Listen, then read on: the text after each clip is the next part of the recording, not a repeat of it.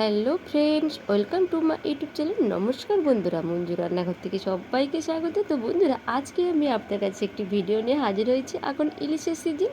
তো বন্ধুরা, সেই ইলিশ মাছ দিয়ে সবাই তো ভাপা করে খান বা ইলিশের অনেক রকম রেসিপি করে আপনারা খান। তো আজকে আমি আপনাদেরকে একটু খুব সহজভাবে রান্না করে দেখাবো, যে রান্নাটি হলো বেগুন দিয়ে ঝোল।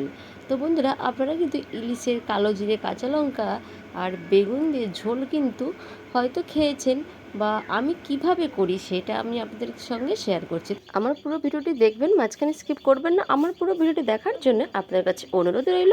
আর আমার চ্যানেলে নতুন সত্য হলে চ্যানেলটি সাবস্ক্রাইব করার অনুরোধ রইল। লাইক, কমেন্ট, শেয়ার করতে বন্ধুরা ভুলবেন না। তো এই কালো জিরে, কাঁচা লঙ্কা দিয়ে এই ইলিশ মাছের পাতলা ঝোল বন্ধুরা, আপনারা কিন্তু আমি কথা দিতে পারি গরম গরম ভাতে এক থালা খেয়ে ফেলতে পারবেন। তো বন্ধুরা, আর বেশি কথা না বাড়ি, এবার ভিডিওটি স্টার্ট করা যাক। বন্ধুরা, কড়াই বসিয়ে দিয়েছি। আর প্রথম আমি দেখাচ্ছি ইলিশ মাছ। দেখুন বন্ধুরা, আমি ইলিশ মাছ নিয়ে নিয়েছি, হালকা করে ভেজে নেবো। তো আজকে আপনাদের কাছে আমি একটু অন্য রকমভাবে দেখাবো ইলিশ মাছের রান্নাটা। আপনারা ইলিশ ভাপা খেয়েছেন, ইলিশের অনেক রকম রান্না খেয়েছেন। তো আমি আজকে আপনাদেরকে কালো জিরে, কাঁচা লঙ্কা দিয়ে আর আলু আর বেগুন দিয়ে দেখাবো ইলিশ মাছের কেমন পাতলা ঝোল আমি খাই। মানে সেইটা আমি আপনাদেরকে শেয়ার করছি। আপনারাও হয়তো জানেন, তো আমি কিভাবে করি সেই প্রসেসটা আপনাদেরকে আমি দেখাচ্ছি। একেবারে নর্মালভাবে বেগুন দিয়ে যে ইলিশ মাছ এত সুন্দর হয়, সেটা আপনারা বাড়িতে না বানিয়ে খেলে কিন্তু বুঝতে পারবেন না। তো বন্ধুরা, আজকে দেখে নিন। তো আমি কিন্তু মাছটা খুব বেশি করে ভাজবো না, হালকা এপিট ওপিট করে ভেজে নেব। ইলিশ মাছ কিন্তু কখনো বেশি করে লাল ভাজতে নেই, তাহলে কিন্তু ইলিশের স্বাদ থাকে না।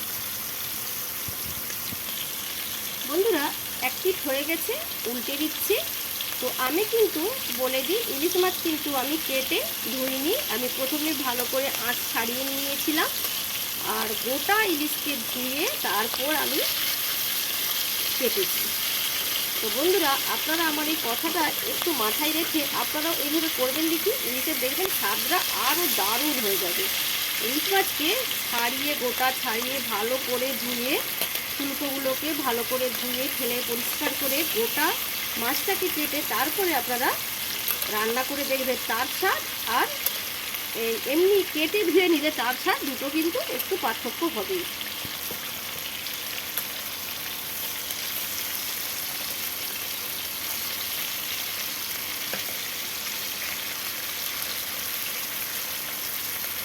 হয়ে গেছে মাছ ভাজা। এবার আমি একটি বাটির মধ্যে উঠিয়ে নিচ্ছি। দেখুন বন্ধুরা, আমি কিন্তু হালকা করে ভেজেছি। এই দেখুন, এইভাবে আমি ভেজে নিয়েছি।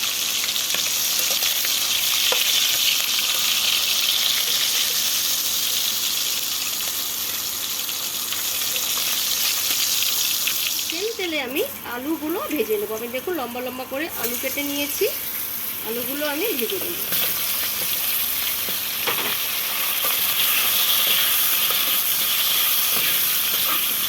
দিয়ে দেবো অল্প একটু লবণ,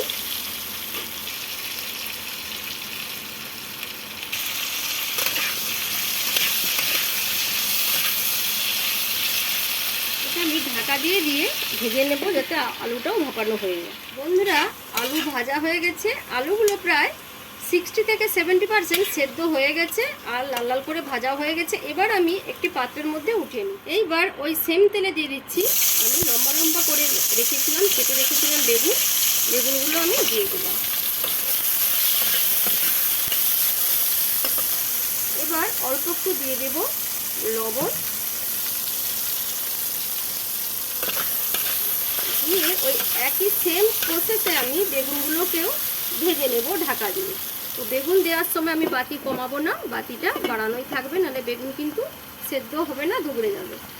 এভাবে ঢাকা দিয়ে আমি একটু সেদ্ধ করে ভেজে নেব বেগুনগুলোকে। বেগুনগুলো ভাজা হয়ে গেছে, এগুলোকে এবার আমি উঠিয়ে নিচ্ছি। ওই একই তেলের মধ্যে আরও 2 থেকে 3 টেবিল স্পুন আমি দিয়ে দিলাম সর্ষের তেল। এই রান্নাটা কিন্তু সর্ষের তেলে ভালো লাগবে। এবার এর মধ্যে আমি দিয়ে দেব কালো জিরে, আর দিয়ে দিলাম কুচিয়ে রাখা কিছু কাঁচা লঙ্কা। ঝালটা আপনারা আপনাদের স্বাদ অনুযায়ী বুঝে বাড়িয়েও দিতে পারেন, কমিয়েও দিতে পারেন। তো এই তরকারিতে কিন্তু কাঁচা লঙ্কাটা কিন্তু দেবেন। কাঁচা লঙ্কার গন্ধটা এত সুন্দর লাগে কালো জিরের সঙ্গে, অসাধারণ লাগে।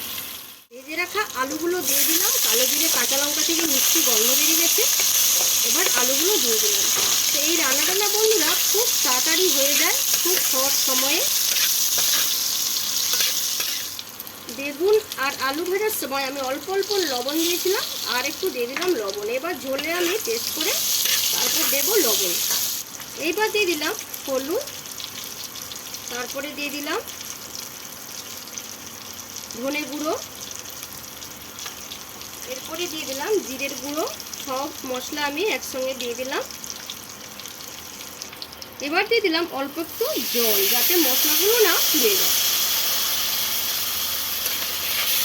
আমি জিরে আর ধনের মাপটা বললাম না, আপনাদেরকে তো দেখিয়ে দিলাম কতটা করে আমি দিয়েছি। সেরকম আপনাদের জিনিসের পরিমাণ হিসাবে বাড়িয়ে কমিয়ে নেবেন। জিরে আর ধনে পাকানো হয়ে গেছে, কষানো। এবার দিয়ে দিচ্ছি জল, কারণ আলুগুলো সেদ্ধ করা আছে আর বেগুন তো অলরেডি সেদ্ধ হয়েই আছে। এবার ঝোলটা পরিমাণ মতো রাখতে হবে, এটা তো পাতলা ঝোল, সেই হিসাবে আমি জল দিলাম। আপনাদের জিনিসের পরিমাণ হিসাবে আপনারা জল দেবেন। আর ঝোলটা যে যতটা রাখবেন, ঝোলটা কিন্তু মাখা মাখা থাকবে, মানে খুব বেশি পাতলা ঠেরঠেরেও, মানে খুব বেশি হবে না ঝোল, আর একবারে মাখা মাখাও না, মোটামুটি থাকবে। আমি সেটা আপনাদের কিভাবে রাখি দেখিয়ে দিচ্ছি। এবার আমি একটু ঢাকা দিয়ে দেব ফুটে আসা পর্যন্ত। দেখুন আলু ফুটন ধরে গেছে। এবার দিয়ে দেব ভেজে রাখা বেগুন। ঝোলের মধ্যে দিয়ে দিলাম বেগুন, আর এবার দিয়ে দেবো ভেজে রাখা মাছগুলো।